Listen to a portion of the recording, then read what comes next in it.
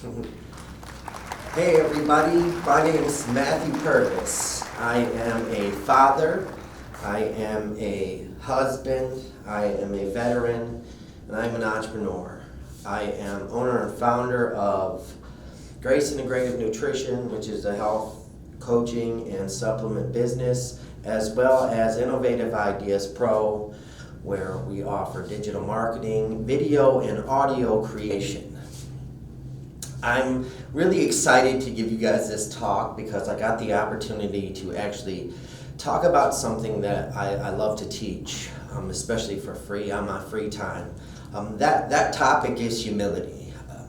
I believe that we need to have a different perspective on what humility is. And the reason being is because I think American culture does teach us to kind of value reputation over being, good. Just in general, just having a reputation, making you look good even if you are bad. And that may not necessarily be true, but making it look better than it is also, it's deceiving, and that's not good.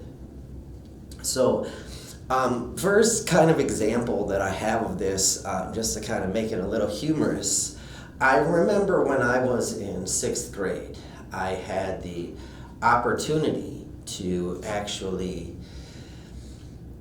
talk to a girl. I was, young and writing this letter.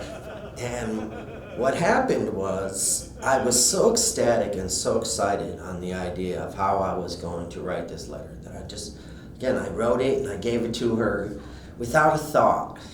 Well, the funny thing about it is, later when there was like recess time, this is 6th grade, mind you, I was sitting there and, oh my gosh, she was approaching and she had her friend with her. And I immediately got laughed at. Well, I got laughed at because apparently there was a specific format there should be when it comes to how you write a letter or a love letter, because I've never wrote a letter in my life. So as I was getting laughed at, my face went completely beet red, and I knew at that point I had to learn how I was going to write a love letter. And she was not an option. So how it was taught to me was through kind of my spiritual walk. However, the best way I think I found that everyone has or everyone can relate to is the easy way and the hard way. Well, the funny thing about that is I think I've actually narrowed it down as to what those two things are. And I'm going to break them down a little bit just because I think they're extremely relevant to humility. So the easy way is you tell your child not to touch that hot thing and they don't touch it. Okay.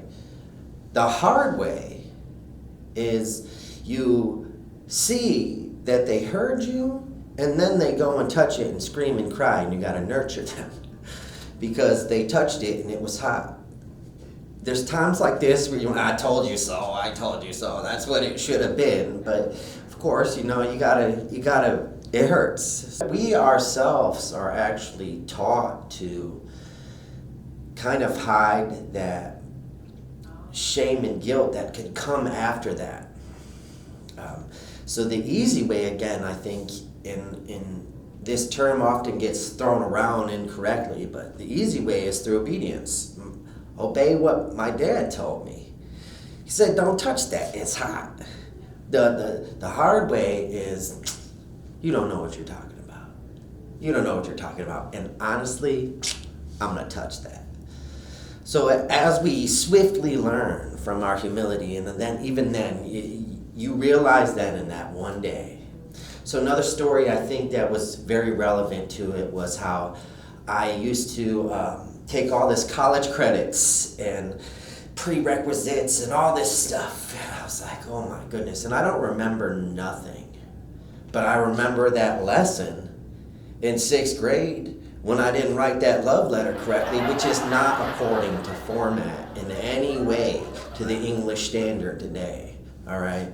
And now I don't even want to know what they're doing. They're folding them. I played paper football with them. However, back to the point, again, we're often taught to run and hide from these feelings of guilt and shame that are often associated with this humility. I don't like these feelings either. I think they stink. No one's got time for that. The truth is they come with it. And we have an option then to either humble ourselves, and I believe it's the most efficient route.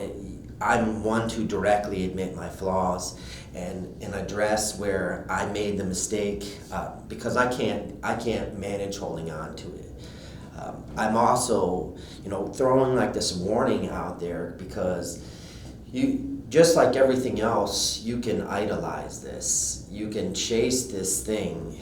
And a very, strange example that I could relate back to, like doing the thing that's hot, is I knew not to touch that thing when it was hot. Or when I was a kid, there was an electrical socket and I had an open paper clip and I just stuck it in there and I went, and it was terrible.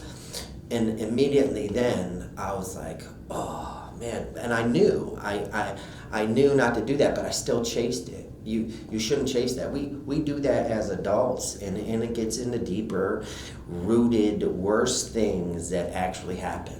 So there's a warning to that one.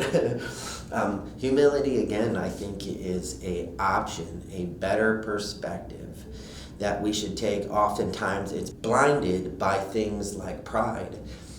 Pride, in sense, actually is a immense feeling of enjoyment and pleasure for one's own achievements. Well, I like building people, and I think it humbles me when I have to serve someone like my children and say, hey, they could never possibly do what I could do for them, and they can never pay back.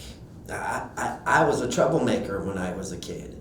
And when I sat there and made this whole troublemaking remarks, okay, you wouldn't believe it now, but however, the truth is, I put my parents through a bunch of grief, and they paid for everything, and God bless them, okay? They're amazing, they're saints. They really actually allowed me to continue up by continuously showing me love, and in observing that I was going through that shame, that guilt. I was blinded by my pride because I had to do it, not the humility teaching me. I learned now the better way is to, man, I should have said that. Or I often go out now and I'm like, this is what my mother was talking about. This is definitely what my mother was talking about. And then I'm overthrown. However, fortunately, there's a lot more options nowadays. I have a good network. I have a mentor system, a support system, and they keep me humble too. I think one of the things to have in your life is either some type of consistent therapy, because that therapist kind of doubles as an accountability partner, or mentors, or people. I have people in my church as well, but I'm really open to often doing that, but don't consume your time with it. Make sure that you have your outlets, and then you have people that are smarter than you, constantly feeding in, because everywhere you go, if you're the smartest person in the room, you can't be humble. There's no humility in that. So often, again, I like to teach this perspective, and I really am grateful for this opportunity. I can't believe I actually get to do this, and I hope to do this more. Now I'm going to start my YouTube channel, and I'm going to get my podcast going on with all of this and talk about more concepts. Stay tuned. That's Innovative Ideas Pro podcast. Thank you guys. Thank you for tuning in, and love you guys.